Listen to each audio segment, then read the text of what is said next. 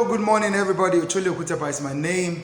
I was just having a very simple conversation with a friend today and I thought to talk about that today. We live in a world where everybody's trying to showcase what they are not and where everybody's trying to put up an impression that they have attained, achieved, or become what they don't exactly have control of. Alright, so, and what led to the question was this gentleman was asking me what is really happening, because he said a friend of his who was married 4 months ago has stopped wearing his rings. So I jokingly said I'm still wearing 2 and it's 10 years in marriage. Then I began to interrogate the facts and to deal with the circumstances of what has led to this. And I jokingly also said to him that, when I was peppering all of you with my 10th anniversary stuff, some people thought it was pre-wedding shoot. I'm like, no, it's not pre-wedding, it's 10 years after. All right, and I'll still be doing that 50 years in if Jesus tarries and by the grace of God. And I began to say to him is because people go for the glamour but don't ever bother themselves about the work. So we have a lot of people desiring marriage, wanting to get married just because they see how glamorous it is and how people have painted the picture of what is beautiful, what is nice, what is lovely, and what everybody out there wants to enjoy. Because everybody wants to see a fine car and imagine themselves in it. Everybody wants to see a beautiful building and imagine themselves living in it. So we have a generation that is largely fantastic in fantasizing. All right, so the generation is fantastic in fantasizing. We fantasize.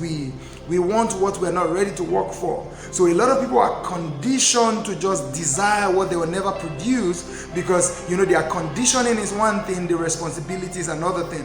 So they are not taught responsibility. We are not taught. So when you see a beautiful post, everybody is praying for the man who will treat them like that.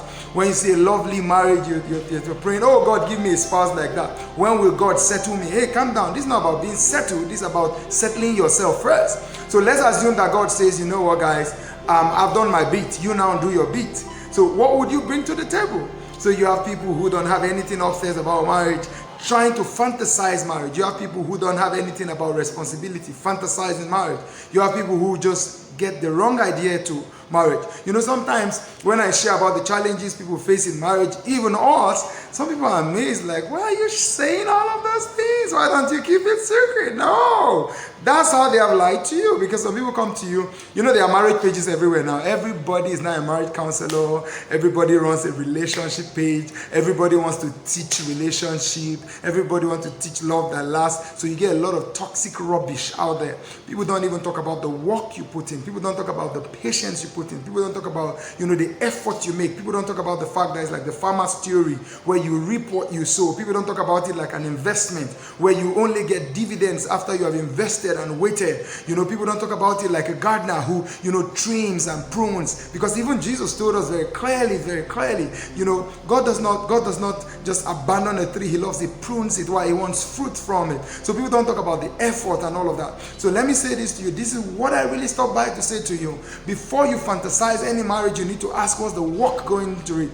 This is why I like to read about history. I like to read the history of great men of God. I like to read the great history of great people in this world. I like to see what they came through. Who were those who were orphaned? Who were those who were rejected how many times? Who were those who had to stand with grit? What character did they have to form? What strength did they have to build? What exactly did they have to give up? And let me quickly give these examples.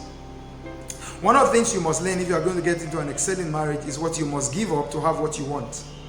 Because we live in a generation that want to have it all, give up nothing, and still, like eating your cake and having it. No. And I'm going to give you some simple example. Self-denial is at the foundation of faithfulness. You can't have loyalty if you are a fair weather friend. At all. You can't be romantic if you are touchy.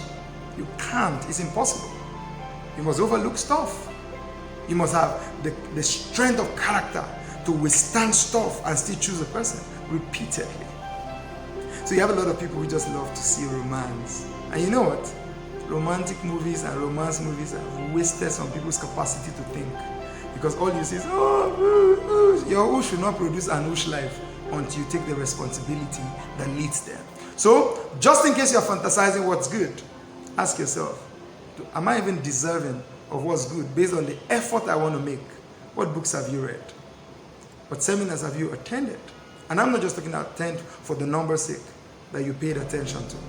What are you practicalizing and what strengths are you building? That's what you need. God bless you.